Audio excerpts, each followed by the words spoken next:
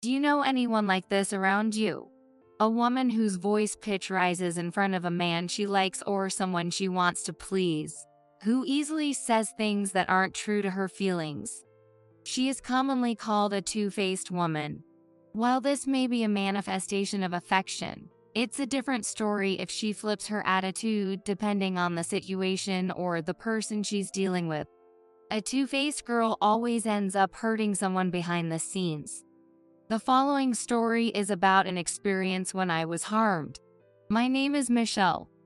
About 7 years ago, I was discussing getting married in the fall with my boyfriend of 3 years, Mike, who is the same age as me. During this time, we found out that his older brother was also planning to get married around the same period. It was joyful to have such happy occasions overlap. But considering the financial burden on those invited, we thought it would be better to avoid having our weddings at the same time. After some discussion, it was decided that his older brother, being the eldest, would have his wedding first. And the person who became my sister-in-law was Anna. Anna was a very kind person and treated me, who is 2 years younger than her, like a sister. I thought we could get along well even after getting married. But her attitude changed completely 6 months after her marriage. It was the day my husband and I, who had our wedding later, returned from our domestic honeymoon and visited his parents' home. Grandma, Mike and Michelle are back from their honeymoon. My mother-in-law, with a loud voice, called out Mary, Mike's 80-year-old grandmother who lived with Mike's parents. Mike, Michelle, welcome back. We bought your favorite apple pie. When I gave Mary, who also loves apple pie, a souvenir from our honeymoon, she smiled happily. Mike, you really got yourself a wonderful wife. You even considered an old lady like me for your wedding. It was a solemn ceremony with just family, and the meal was delicious. That's quite rare among the youngsters these days. We were enjoying a family gathering at my in-laws for the first time since the wedding. Ding dong. That's when Anna, my sister-in-law, arrived. Oh, it looks like everyone is having a good time. Anna, you've come at just the right time. Mike and the others have just brought back some souvenirs from their honeymoon. Would you like to join us for some apple pie? Nancy invited her. Well, I'll pass. I'm just here to drop off an invitation to Nancy's birthday party today. I have other things to attend to, so I'll be leaving now. After saying that, she immediately left through the front door. I followed her. Here, a souvenir. I'm sorry, it's nothing special. I handed her a bag of sweets, and as she looked inside, she laughed and said, Well, it looks like something you could buy at any store. I'm sorry.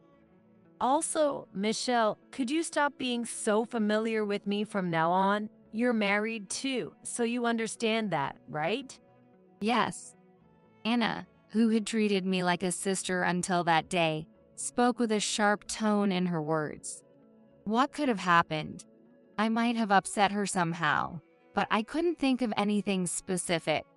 Maybe she was just in a bad mood. Only a vague feeling of discomfort remained. 2 weeks later, when we went to the restaurant Anna had reserved for my mother-in-law's birthday celebration, my in-law's family were waiting for us. What? I was surprised not to see Mary and was about to ask about her when Anna interrupted me. Now that everyone is here, Kevin, could you please say a few words for the toast? After we had finished our main course and it was time for dessert, Anna spoke up. Nancy, this is a birthday present from Tyler and me. Nancy opened the box handed to her by Anna and showed us a bag with a luxury brand logo. Oh, should I really be accepting such an expensive gift? I picked it because I thought it suited your style, Nancy. Anna, who had given Nancy the expensive gift, had also given a watch to her father-in-law Kevin for his birthday 3 months ago. Nancy seemed delighted, and Anna, satisfied with her reaction, turned to me. Michelle, you must have prepared something too, right? Yes, after such lavish gifts from you all, I'm a bit embarrassed to present mine. Saying that, I handed over my wrapped gift. Oh my God. How lovely. Did you make this yourself, Michelle? Yes, I enjoy sewing. I had given her a handmade apron. Nancy had mentioned wanting one before. I wish I could find a more stylish apron. Remembering that, I made it to suit Nancy's preferences. Thank you. This is exactly what I wanted. The fact that you made it yourself means so much to me. I was glad Nancy was pleased. Listening to her words, Anne also smiled and said, Michelle, you're really good with your hands. I'm jealous. Teach me sometime, will you? Worried that my handmade gift might have been a bother, I was relieved to hear their words and went to the restroom.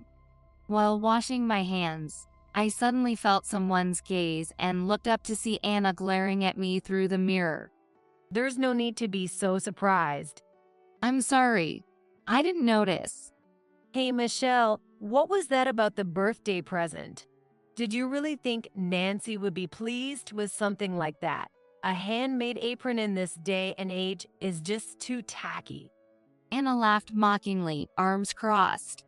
Oh my God, it's like poverty just rubs off when I'm around you. With that, she pinched her nose as if smelling something bad and walked out of the restroom. From then on, Anna behaved completely differently when she was alone with me compared to when the family was around. Even when I discussed it with my husband, he just said to ignore her, not taking it seriously. Still, I continued visiting my in-laws' home, looking forward to seeing Mary, who always seemed happy to see me, and lately, I hadn't run into Anna, which was a relief. Then one day, I received a message from Anna after a long while. I have something to report. On the promised day, I went to my in-laws and saw Anna happily talking with her in-laws alone. Anna is pregnant with a boy. Nancy was joyful as she said that. My in-laws seemed to have known about Anna's pregnancy, but she had called us specifically to share the news now that she was in a stable phase. They were all beaming with joy, but I felt complicated as I pretended to make tea in the kitchen. Still curious, I eavesdropped on the living room conversation. I actually have a favor to ask. Anna started. What is it? Don't be shy, just say it. Tyler and I discussed it, but once the baby is born, we were wondering if we could live here with you. And we were thinking, it might get a bit cramped with the family growing, so it would help if we could do some remodeling. Well, of course, we'll cover the costs. Anna made her proposal with a humble demeanor. I felt there had to be another motive behind her parents' submission. Oblivious to such considerations, Kevin said, I appreciate the thought, but it would make us all too cautious around each other, wouldn't it? You don't need to worry about us. Why don't you just build your own house? I'd be more than happy to provide the money, right, Mom? Yes, indeed. Hearing these words from my in-laws, Anna responded, Really? Are you sure? That's disappointing. I was actually looking forward to living together. This too must have been part of the scenario Anna had imagined. Then, she came up to where I was in the kitchen. Did you hear that? Kevin is going to provide the funds for my own house. Anna looked quite self-satisfied. And then, as if reassured by something, she made a flippant comment to me that she never had any intention of living with her in-laws from the start. This secures my future, with a husband who works at a top company, a brand new house, and a son on the way. Plus, I've managed to get my in-laws on my side as an added bonus. Poor you, picking the wrong side. What? About Mary. What's the use in being friendly with someone like her? I couldn't hold back anymore. Anna, that's a horrible way to speak. I raised my voice. Keep it down, or everyone will hear. Then, Anna whispered in my ear. God is really watching over us. He made sure I, the wife of the eldest son, could have a child first. I was utterly speechless. I didn't understand what Anna meant by that at first, but then something clicked. But how could Anna know about it? Only my husband and Mary were supposed to know. Suddenly, Mary appeared. What are you two talking about? Oh, it's nothing. Anna answered with a forced smile and hurried back to the living room. Michelle, would you like to have some tea in my room? Once we were in the room, Mary double-checked to ensure no one else was around. Michelle, did Anna say something nasty to you? What? Mary. Mary shared with me that she had begun to suspect Anna's true nature. Then, when she told me that Anna knew about my miscarriage, she said, She must have been eavesdropping on our conversation in this room. I had intended to keep my earlier pregnancy a secret until I was through the safe period, fearing what Anna might do if she found out. Unfortunately, I miscarried. Anna specifically called me to our in-laws' house to announce her pregnancy. I can only think it was intended to mock me. I couldn't stand it. Out of concern for elderly Mary, I hadn't mentioned any of Anna's past behavior until now, but I opened up about everything to her. Mary held my hand and smiled. It's okay, Michelle. Leave the rest to this old lady. Months later, Anna was in her final month of pregnancy and gave birth to a boy in a hospital near her parents' home. I sent a celebration gift to Tyler for the baby, but I also sent a separate gift to Anna's family home. That gift should have arrived by now, yet there had been no word from them. In the presence of Mary and my in-laws, I decided to call Anna. What? Are you calling to ask for a thank you? Sending such cheap homemade baby clothes. How stingy can you get? Anna blurted out loudly as soon as she answered the phone. I switched the call to speaker mode. I've already thrown the thing in the trash, so send me a stroller instead. I waited for Anna to finish speaking. Then I told her the truth. Anna, did you actually look inside? That was from Kevin. What? Yes, I made the baby clothes, but Kevin asked me to. Kevin and Nancy embroidered the baby's name on the chest. I wrote that in the letter I included. Didn't you read it? What? No way. Are you kidding? Anna's voice grew quieter. Michelle, can you hold on a minute? From the other end of the phone, I could hear voices. Hey, Mom, where did you put that bag I threw in the trash? What bag? What was in it? Hey, you should have at least checked what was inside. It seemed Anna thought she was muffling her phone, but I could hear her conversation with her mother loud and clear. Michelle, I'm sorry. There was a little mix-up. Anna's voice suddenly turned meek. It seems my mother mistakenly threw it away as trash. Kevin and the others would be upset if they knew. Anna continued to make excuses, but what she really wanted was for me to make the same baby clothes again. Michelle, I apologize for being harsh to you before, but believe me, I didn't mean any harm. So please, just this once, help me out. After all the terrible things she had said, Anna was now trying to cozy up to me because it suited her needs. I understand. Considering how Kevin and the others feel, I'll grant your request this time. I replied and then hung up the phone. See, that's her true nature. Mary, who had been listening, said this to my in-laws. In fact, before giving birth, Anna had skipped Mary's birthday party, claiming she felt unwell. At that time, Mary had revealed Anna's true character to my in-laws and Tyler. I can't believe Anna would do that. Though they had been somewhat skeptical, they were convinced after hearing the phone call. They were beyond angry to discover that the clothes made with love by the family had been discarded.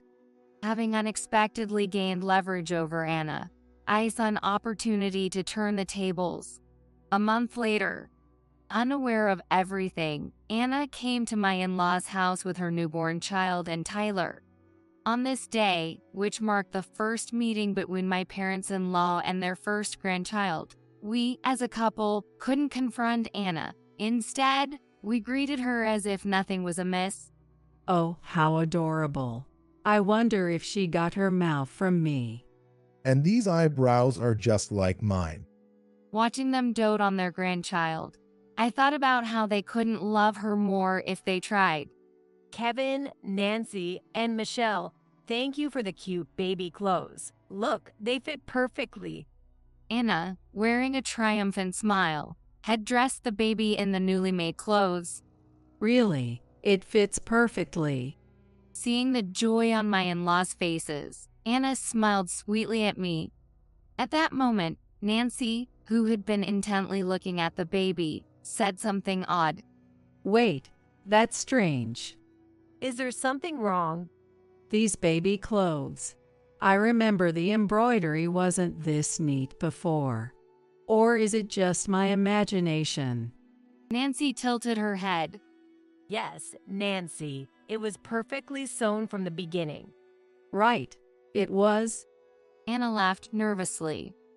Thinking she had gotten away with it, she breathed a sigh of relief. Immediately after, Mary tried to hold the child. Let me hold my great-grandchild too. Don't touch it with those dirty hands. Anna swatted Mary's hands away. It seemed like a reflexive act from Anna, who disliked Mary. Caught off guard by her own nature slipping out, Anna became flustered. I'm sorry, Mary. I didn't mean it like that. I really didn't mean. Anna tried desperately to explain, but the icy stares from those around her were all directed at her. Well, that's okay. Mary was the only one smiling. Trying to keep up appearances, but slipping up unexpectedly, right, Anna? What?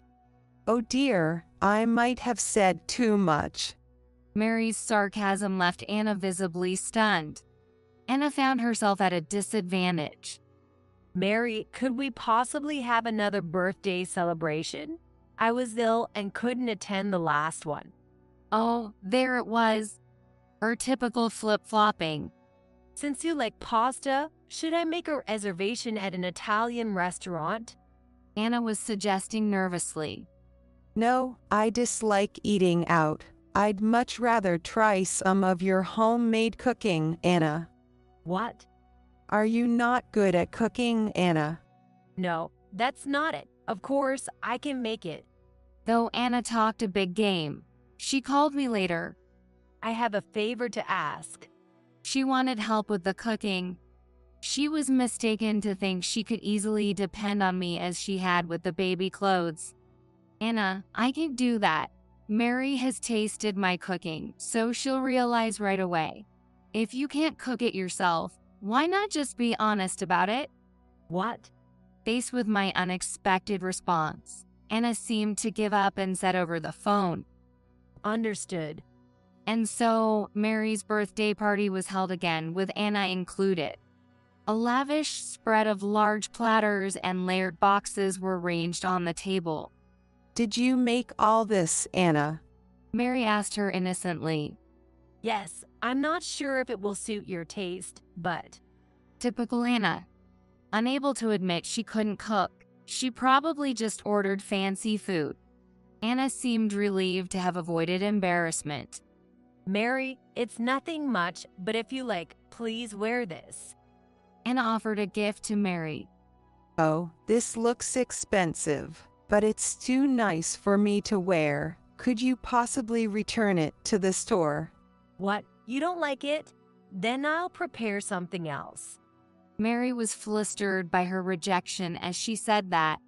Anna, wouldn't you like to live with us? That would be the best gift. What? If you do, I can eat your delicious cooking every day. What? Live together? But I heard we didn't need to do that, right, Kevin? Anna was utterly flustered by Mary's unexpected suggestion. I just thought of it. You were planning to live together, weren't you, Anna? Is there a problem with that? She fell into silence. After about 10 seconds of silence, Anna spoke. I'm sorry. I really can't cook at all, but I couldn't refuse your request, Mary, so I ordered some dishes and brought them over. I see. You should have just told the truth. Yes, I'm very sorry. Anna apologized for the food, trying to dodge the living arrangement discussion, but Mary pressed on. Don't worry. The living together part was just a joke. A joke. What? It was a joke. A sense of relief returned to Anna's face, but Mary's strike was unexpected. Listen to the whole story. It's too early to be relieved. What? I want you not to cross this house's threshold. If you can't enter the house, living together isn't possible, right? Understand? What? Then Tyler, Anna's husband who had been silent, spoke up.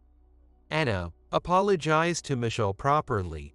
To throw away the clothes she made for our baby, that was the lowest thing you could do as a person and a mother. It was the first time I saw the usually reserved Tyler angry. What? Apologize? I haven't done anything wrong. Anna still refused to acknowledge her actions. It was my turn to deliver the final blow. Anna, everything's out in the open. Do you want to see the proof? I showed her my smartphone. Here. All our conversations have been recorded. Want to listen? As I was about to press play, Anna screamed and snatched the phone from my hand. Stop it. Perhaps startled by Anna's voice, the baby sleeping in the next room started crying loudly. What? Everyone's ganging up on me. I'm the one who should be crying. What? Really? Anna started crying along with her baby. Everyone was taken aback. Anna, enough already. Aren't you ashamed of such childish antics? Just leave, please. We could say even a crying child would quiet down. The room fell silent with just a word from Tyler. Anna couldn't respond and just glanced at me before leaving the house. The price that two-faced Anna had to pay for her flip-flopping was being cut off by her husband. Later, Tyler officially filed for divorce. Anna, unemployed and without savings, demanded alimony in exchange for custody rights to Tyler. However, Anna's parents, being sensible, apologized profusely for their daughter's actions and offered to pay. We are the ones who should be paying alimony. Anna, taken back to her parents' home, apparently sends Tyler frequent messages, all full of complaints. I can't stand living with my sister-in-law at home. She's too assertive. Disgusted with Anna's disregard for their child, Tyler replied, "You reap what you sow," then blocked her number. Tyler, now living back at his parents' home with his son, soon remarried. Please feel free to treat me like a sister. My new sister-in-law is a year older than me, very kind and cheerful. She quickly won the affection of her stepson. Thanks to my in-laws' consideration, they now live in a condo near my in-laws' house. Meanwhile, my husband and I, blessed with 2 daughters, moved into my in-laws' house as Tyler's family moved out. Though my parents-in-law had said living together wasn't necessary, they now enjoy watching their granddaughters grow up. Mary named our daughters. Since my name starts with an M, Mary suggested names starting with M too and chose Marcy and Monica for my daughters. Mary, affectionately called Gammy by her granddaughters, is celebrating her 88th birthday this year. Today, she sits comfortably on the porch, watching her great-grandchildren play in the sandbox. Gammy, here's some apple pie for you. The girls offer her mud pies they've made, and Mary laughs, deepening the wrinkles in her face. Thank you. It's very delicious. Watching this charming scene from the shadows, I murmured, "Gammy, please live a long life and continue to watch over these children's growth."